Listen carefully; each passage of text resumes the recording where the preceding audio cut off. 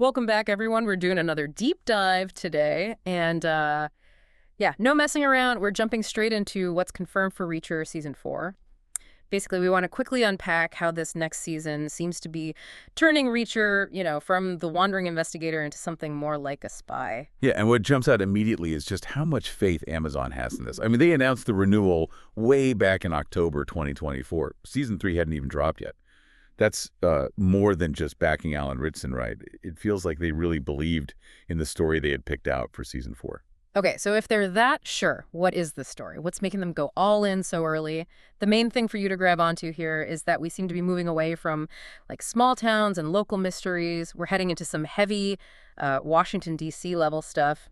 Espionage, Yeah, it's basically. a huge shift. The source book is confirmed. It's gone tomorrow. That's the 13th book in the Lee Child series. Yeah. And that's really where the whole political thriller side of things properly kicks off in the books. And Gone Tomorrow starts with this really paranoid vibe, doesn't it? Like late night subway, New York City. Reacher's there using his, MP instincts, and he spots this woman. She's showing all the classic signs, the textbook signs of a suicide bomber, the stiffness, the nerves, something hidden. It sounds incredibly tense just from the setup. It really is. But what's clever about Gone Tomorrow is how fast that one subway incident just spirals.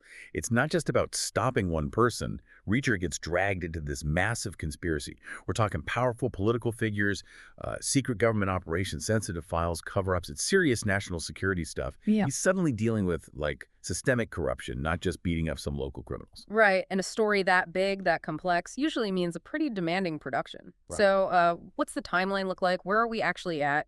I heard the scripts are basically done, ready to go, and things were moving along with prep mid-2025. That sounds about right. But don't hold your breath for it dropping next year. If we follow the pattern they've set, Season 4 is probably looking at a 2026 premiere, likely summer or fall 2026. That typical 2-year gap between seasons seems to be holding. Okay. A 2-year wait, is that just normal for a big show like this now, or is there something else going on? Are we maybe waiting a bit longer for Reacher because Amazon's juggling things with Neagley's show? That's exactly it. That's the strategic element here. They're actually sharing production resources, crews, maybe even stages, between Reacher and the Francis Neagley spin-off series. So scheduling it this way, staggering them, lets them keep the quality high on both shows. That cinematic feel we expect, it takes resources. It's kind of an investment in building out the whole Reacher universe, you could say, not just focusing on the main series pipeline.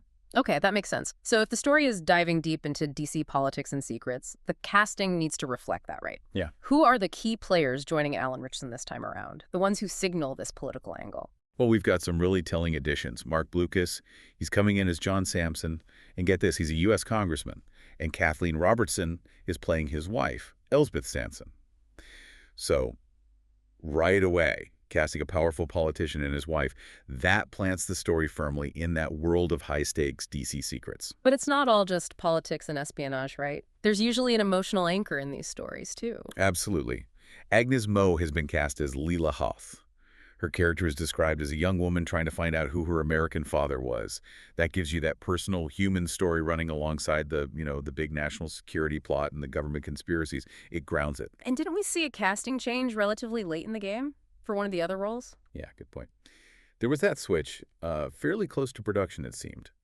Christopher Rodriguez-Marquette came in for the role of Jacob Merrick, a police officer. Jay Baruchel was originally announced. Now, recasting happens, but swapping out a known name like Baruchel might suggest they really needed to keep things moving smoothly to hit that 2026 target. It kind of underlines how important that shared production schedule is. Right. So pulling it all together then, Yeah. what's the picture for Season 4? It sounds like we're getting the Reacher we know, the sharp mind, the military background, the brutal efficiency, but dropped right into the middle of a really tangled political web. High-level government secrets, power plays. Exactly. And if you think about that strategic scheduling, the resource sharing with the Neagley show, it does make you wonder, doesn't it? Is this just about saving money or making logistics work? Or is Amazon maybe setting this stage? Could sharing resources lead to storylines actually crossing over between Reacher and Neagley sooner than we think? It's just the start of them really building towards a connected Reacher universe on screen. Makes you think.